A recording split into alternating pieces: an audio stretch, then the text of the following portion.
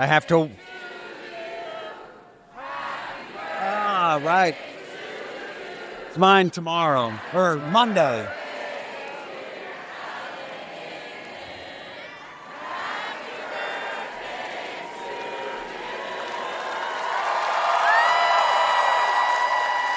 Thank you. Woo! Wow. Thank you. Alan, do the thing. Oh, ladies and gentlemen, welcome to another episode, the first live episode of Once We Were Spacemen. Hi. Once we were spacemen.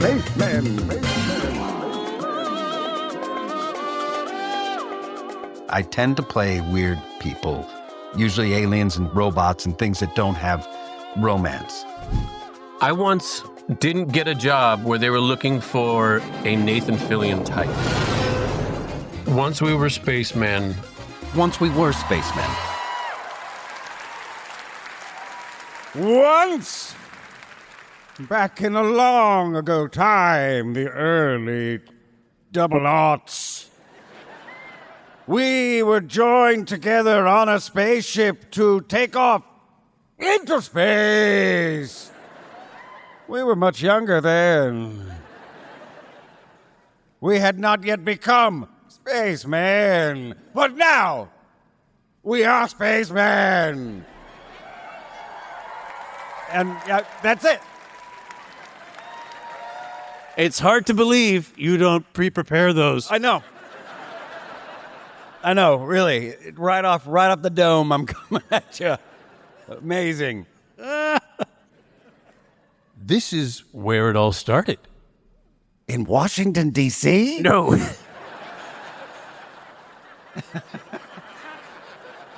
Oh, boy. I should be more accurate. Yes.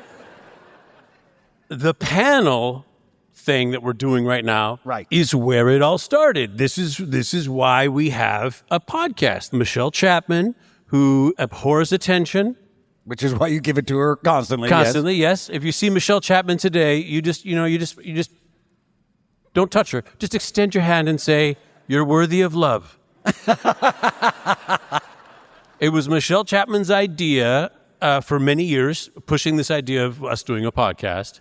I thought, who wants to listen to what we got to say? You keep saying Alan Tudyk like I know who that is. That can't be a real name.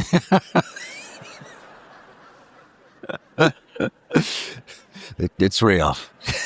It's real. But we did it. We've been doing the podcast now. I don't know how many episodes we have. 20 episodes odd? 20 Really? Odd? Yeah, I think 20-something episodes. We haven't released that many, but yeah, thank you. We have some in the pocket. We got some in our pocket. We pocketed a couple. But yeah, well, it's been very fun to get to hang out as much as we do now. I agree. I see you more now than I have in the past 20 years. I know. It's your fault for working so much. This is true. But it's, and I realized the first time I got to tell you, man, you disappeared. There really was a moment where we were hanging out. When we did Firefly, we were hanging out every day.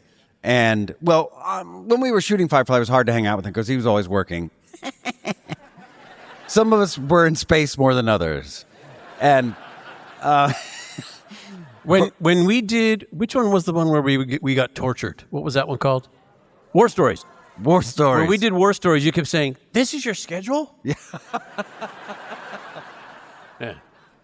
I really did. It was surprising. It was awful. But after Firefly, we hung out a ton. We'd be hiking in the hills. Yeah. We were playing Xbox. And Yeah. we were going to movies and swimming pool in my backyard and barbecues. Every day. Every day. Yeah. There was something. And then we'd have jobs here and there. And then if they were jobs that last a long time, you'd come to my job. Yeah, I'd ship out to Vancouver to hang out with you because you were working in Vancouver. Yeah, and then a castle landed on you. Yeah. For 8 years. Castle Chats. Na, na, na, na.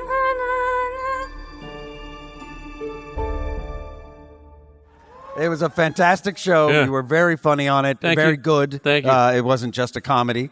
But yeah, you were gone. Yeah, you were not the only friend to notice it. I used to get phone calls from people saying, "Hey, are we okay? Like, we're good, right? Like, I never hear from you anymore." And it was I had no life. I had no life outside of work. Yep. The Rookie, far easier. Far easier schedule. Yeah, I'm going to tell you right now. Far easier schedule. Then you got Resident Alien. Right. Yeah. Thank you. And you took off. And then I left. I went back to space. And then I crashed again on Earth. I've crashed so many times. But Alan, this is where it all started. This is where it all started. It is. And you invited me to my first con in London. In Blackpool. Yeah, Blackpool.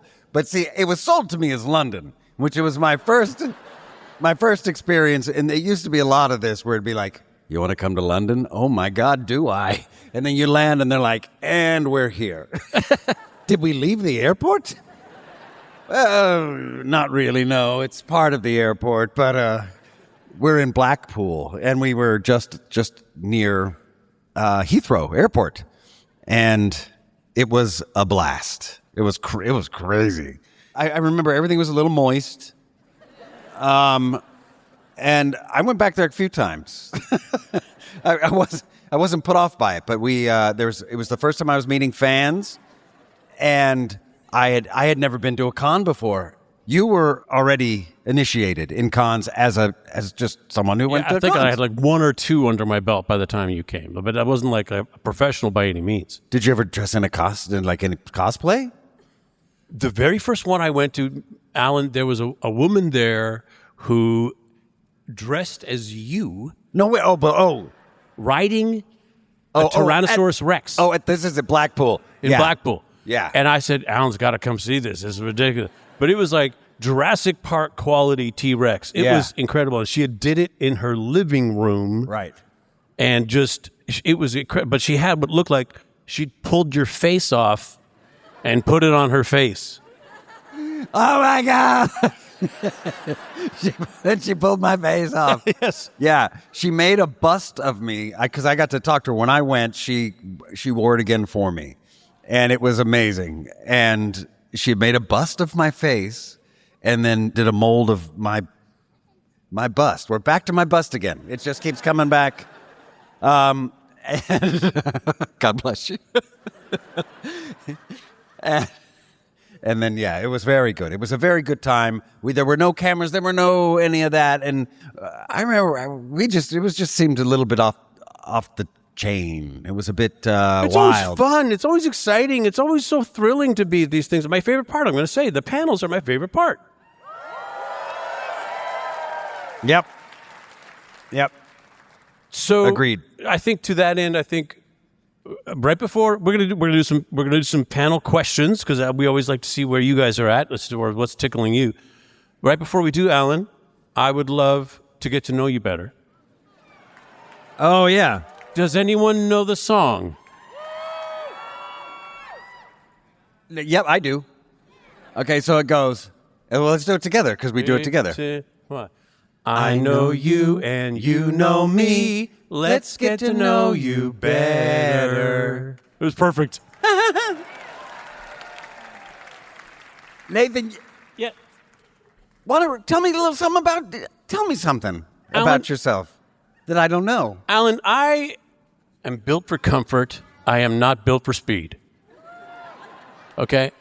I am like a relaxed lifestyle kind of fella. I like anything that aims my day towards chill and relaxation. I thought you were going to say towards chair. towards chair. That's part of it. Or sofa. That's part of it. Yeah. Super comfy chair. Yeah, absolutely. Like this chair here, Yeah. you'd never find this one in my house. Not enough back. Not enough back. Yeah. I can't get enough back on this. So to that end, Alan, I have two words for you. Uh-huh. Elastic laces. Okay. Yeah. I'm listening. I'm wearing them now. You wouldn't know the difference. I'm telling you right now, buddy, any shoe you have, bedroom slipper. Kick them off, shoo. Put them on, shoom, shoom.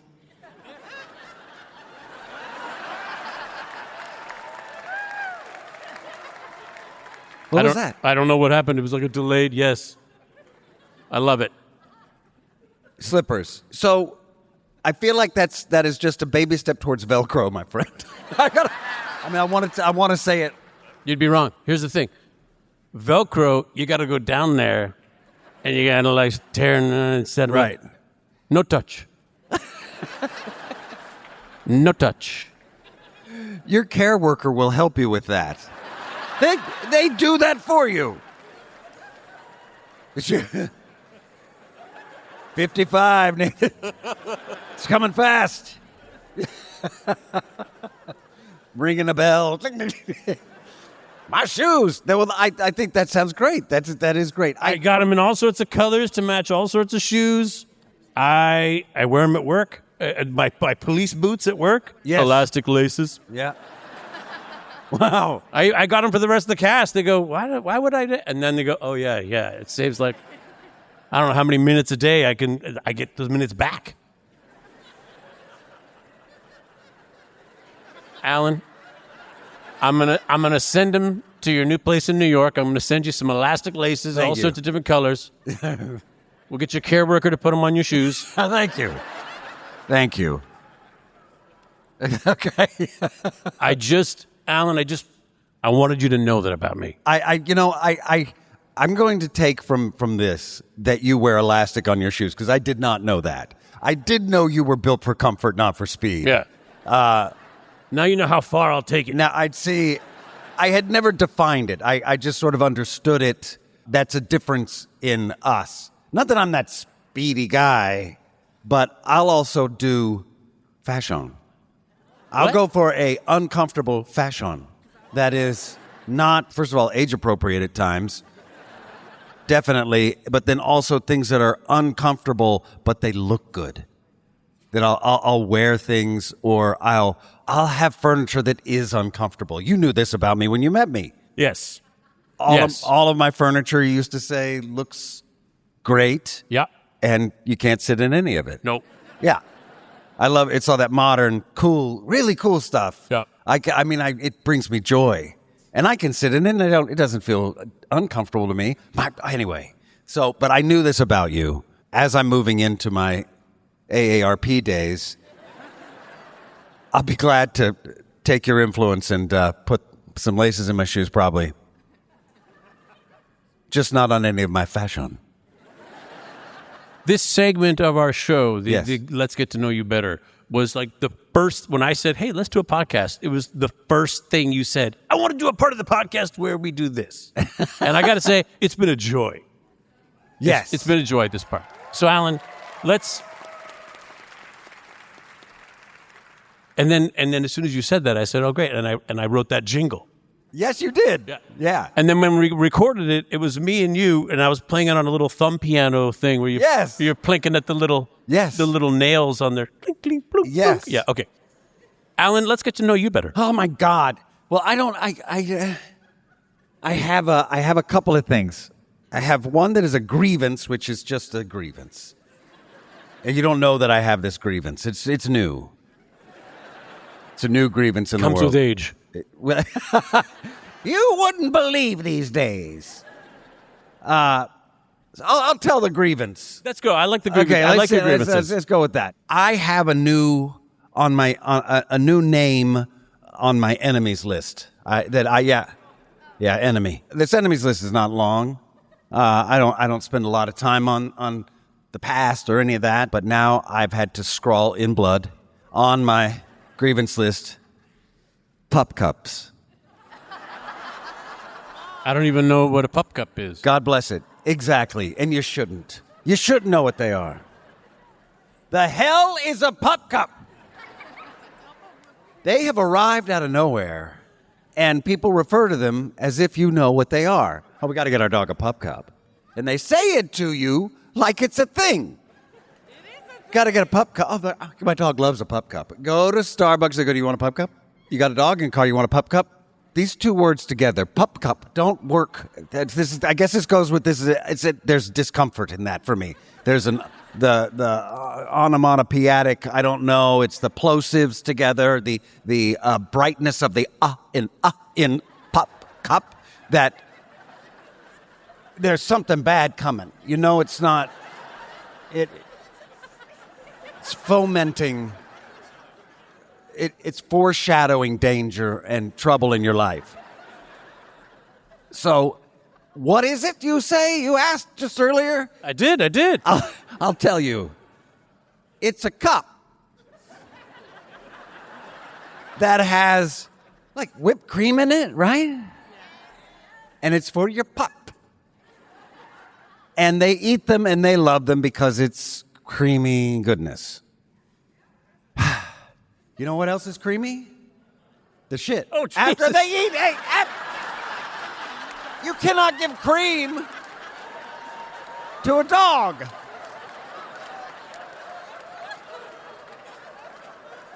Some of them are some pup cups, which we were pointed to, and my wife just innocently went, "Oh, that sounds like a thing we want, and they will love, and all dogs love them." And it's an actual thing that's always existed because we talk about it as if it does.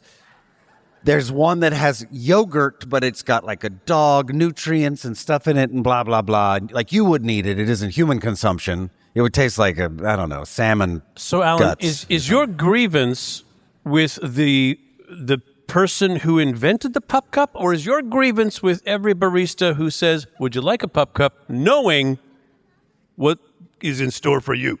I think dogs that have been raised on them, it just fits right in their diet. Their bodies are like, I know what this is. I know how to process this into solids.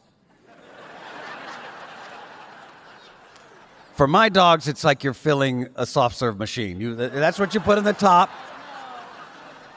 and then out of the bottom. There's an air bubble in there. It's just going to take a minute you got to let it go.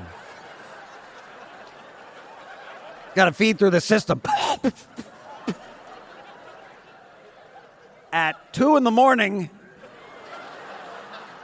near the one rug, and thank God, Aunt Clara, my middle dog, Aunt Clara, did not hit the rug. There was a little, but not enough to kill the rug, because she's killed so many rugs. Anyway, I think my grievance is with, I've on my list, my grievance list, it's with the entire pup cup industrial complex. That it's just been slipped into our society, and there are many, especially youngs in this world, who don't even know that there was a world before pup cups. It's just something that exists like, I don't know, ice cream or meatball sandwiches. You're like, oh yeah, a meatball sandwich, that's a thing. So anyway, my dogs have diarrhea. Alan Facts.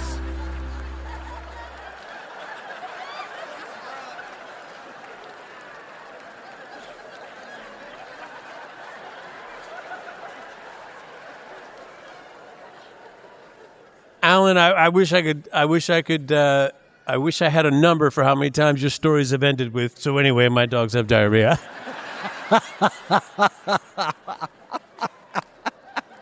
Alan, at this point, I think we should open up the floor to questions. Now, wonderful. You and I often engage in the practice of having like a little something that we give to people for asking a question. Yeah. And today, I have been endeavoring to like up the ante, I guess. So today, I ordered little, once we were spacemen, poker chips. Oh, cool.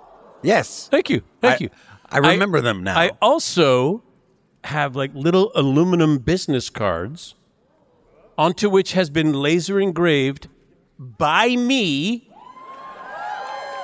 the Once We Were Spacemen logo, your autograph, my autograph, and on the backside a QR code that takes you to everything Once We Were Spacemen.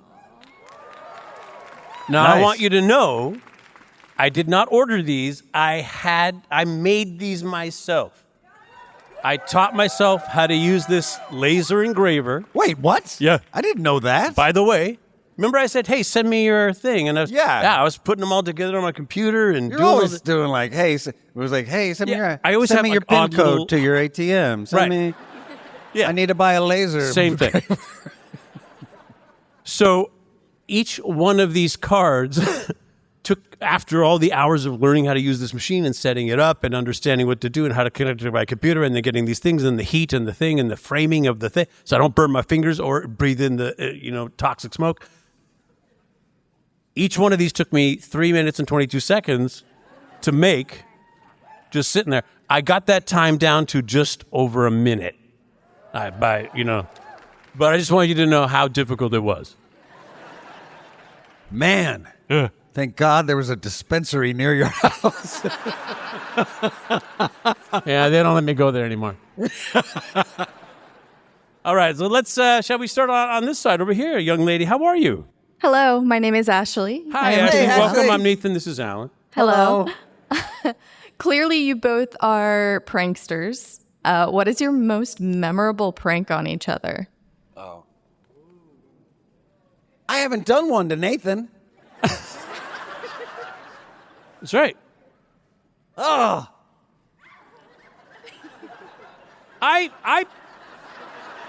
You know what? I don't think I deserve the title of prankster. It sounds like I'm mean.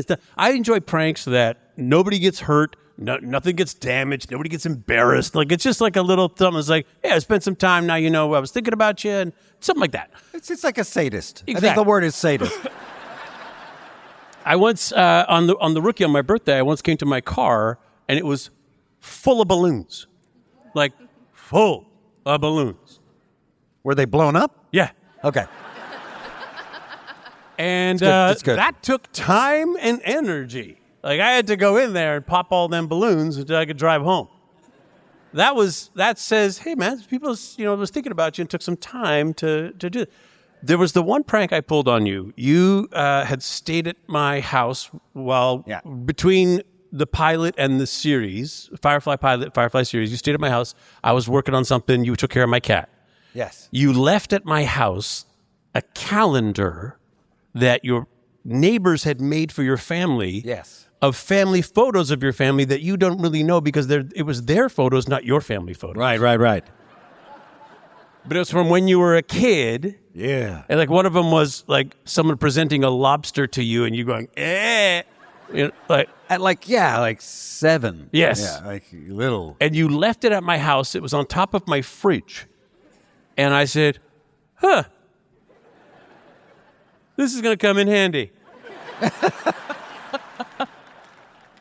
And then years later, we were filming Serenity. It was your birthday. It was Really? Monday. That was on my Monday birthday. will mark Right, the right, anniversary yeah. of this particular prank. Right. And it was the scene in the bar where River goes nuts and Cuckoo. exactly Yeah. kicks everybody's in all around. Color photocopiers were like a new thing that was like happening. You can copy in color now? That was like a thing. And I had a bunch of copies made of photos of you as a child that you were not totally familiar with, and I had them posted all over that bar.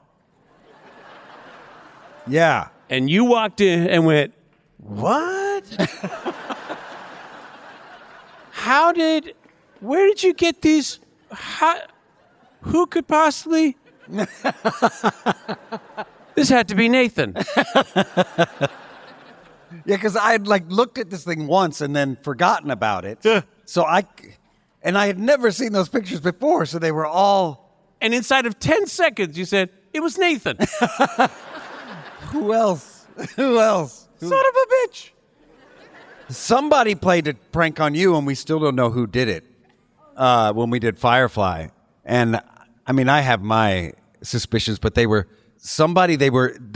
they went too far. Do you remember? No. They went under your car and put Zip ties. around the crankshaft. Yeah.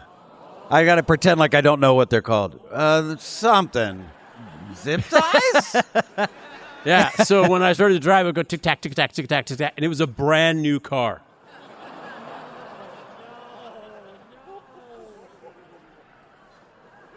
Yeah, clearly I was not happy. I was like, that's not something I would, Did you have to stop your car and not go home or there was an Uber back then? Well, I stopped and I said, what the heck is this? And I backed into my spot again. I heard it again. I was like, that's not good. And I was like, oh, I'm looking under and I look and I saw them. Oh, wow. I saw them and I was like, son of a, somebody. I was fuming. My brand new car. It was the Reavers. That's not a feeling you want. It's a total Reaver prank. Telling you. Kaylee, get in here. Not a feeling you want to have with a brand new car. And yeah, rightly so. Whoever it was, nobody never fessed up. Nobody came forward. I was either what's that? It's Marina crawling under my car. Her crawling under the car. It was, that was clearly there was a look on my face and a tone in my voice that said, that was not, maybe we shouldn't have done that. My guesses are Baldwin, because he would know how to do that. And then he would also be like, I didn't do that. Adam, I don't know why my car door was open, but one time my car door was open. Adam took a pylon, like those traffic cone pylons, and jammed it under my brake pedal and put gummy worms along my wipers on a hot day in July. It was totally Baldwin, man. This guy. And I said, dude, those melted onto my windshield. And he goes, yeah, well, I did that because you did the thing to my door. I said, that wasn't me. He goes, oh. Oh. So maybe it wasn't him. Maybe Bubba. That was the he was one of the people who was one of the crew. Oh, maybe, I don't know. That was the very first question, by the way, at our very first live performance of our podcast. Thank you so much. Just Ashley, just to make it a little more special, I'm going to give you my watch. I'm going to leave that right there for you. Thank you, Ashley. There you go. Thank you. Wow. Yeah. Buddy, you told us all about the poker chips and the laser graving, and then she got him watch. I just wanted it to be special. Okay, over here, we have a young lady over here. Hi. Tell me your name. I'm Charlie. That's what I was going to guess. Hey, Charlie. What was your favorite show or movie that you've done other than Firefly?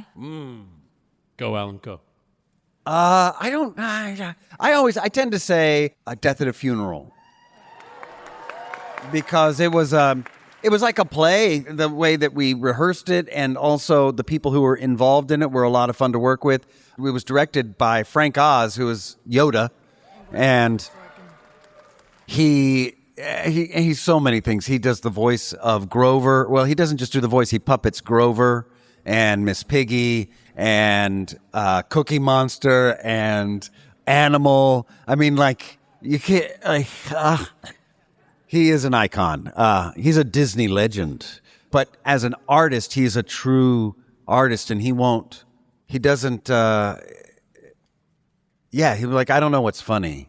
Like, let's just do this. Like, he follows artist rules, and he doesn't try to put anything on it. I'm like, you know what's funny?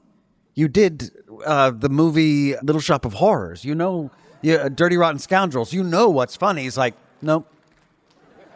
You got to go into it with you don't know what's funny, and you just have to do what's true. Like, what? And then he ended up making a very funny movie that I happened to be a part of. This was really cool. For me, I will say Firefly was the job the bar that we put all of the jobs to. It was that was a great time. I made a really good friend on that show. His name was Adam Baldwin. Oh, and Alan. The gummy worm guy? Alan, that was almost 25 years ago. Look, we keep talking numbers. There's so many numbers coming at me. Quarter of a century. 25 years. I saw a bunch of somebody put an edit together, like photos of you and I through the years being buddies, man. We've been buddies a long time. Well, I'm glad we're still here. Me too. But after Firefly, I would say the Rookie's probably one of the most fantastic jobs I've ever had. Yes. But also recently, there was a little project that was not only incredibly special to me since I was a little child, but also It just so happened I got to work on it with my buddy Alan. Yeah. Called Superman. Yeah. Yeah, man. What are the odds that a guy from Edmonton and a guy from Texas should get together on a TV show that was super fun and super cool and be spacemen and become buddies and then 25 years later be in a Superman movie together? Dude. What are the odds That's of that? great. That was great. But Yeah. some pretty amazing times. Charlie, that was a fantastic question. Alan? I want to, can I just, because Charlie, that was a great question. I want you to have my watch. Very nice. I think that's a good idea, Alan. I don't want to be shown up.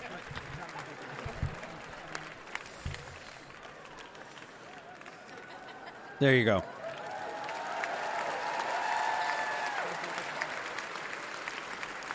Very nice, Alan. Thank you. Over here, we had another question. Hi, I'm Jess. I was listening to the podcast on the way here, and Nathan was talking about gadgets and everything and about the portable bidet. Yes. And now I need one. So my question is... Was this on our podcast? Yes. Yes. It's Yes. like episode Was I on it? 10 or something. It was talking Portable about like bidet. all the stuff on my Amazon list. That it was one of my many. Yes, it's a great Yeah. podcast. You should listen to it. Yeah. So my question was, what other gadgets have you bought recently that I need?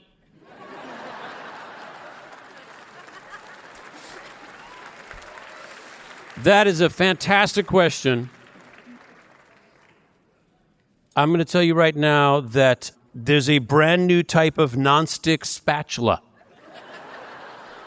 A nonstick spatula that is fantastic. Also, I don't know if you know this, you can get custom poker chips made.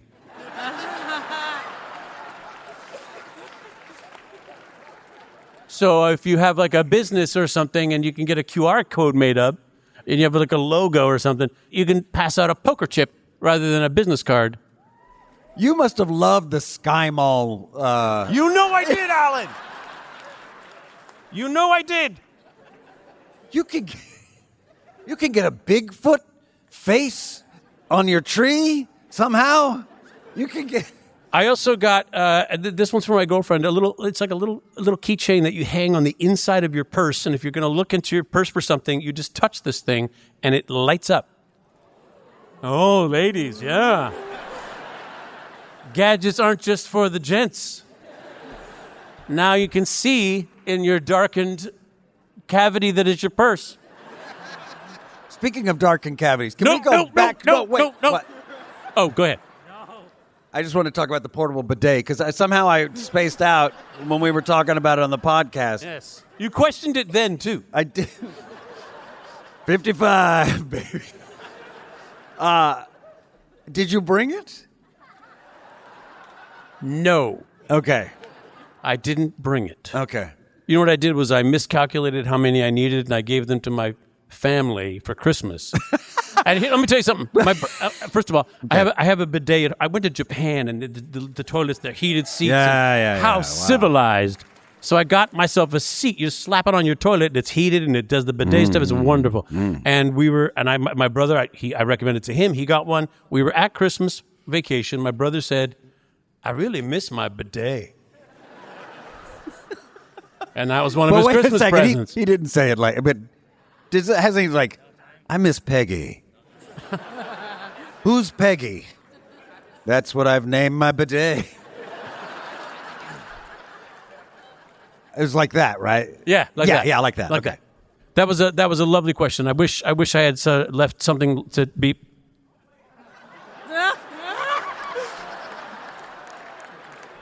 I thought you gave your watch away.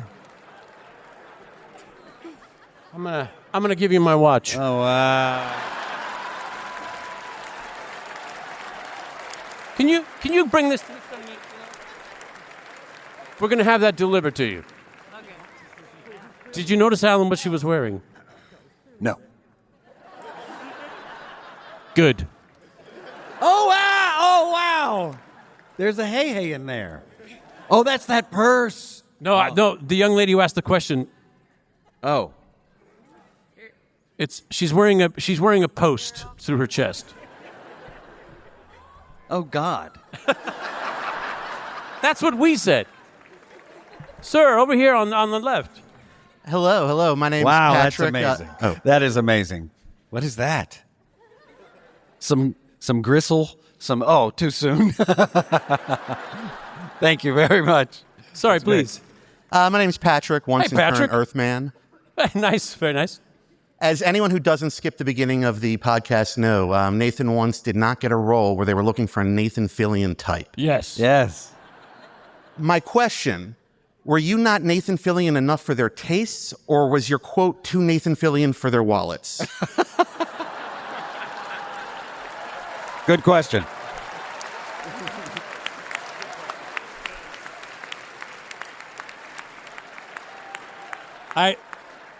I'm sure I wasn't expensive at the time, but I got to honestly say, I don't remember what the part was. I think it went to Omar Epps. He is a Nathan Fillion type. But I wish I could remember what that. Well, that says a lot that you can't remember. Like, there's no hardness in your heart on that. No.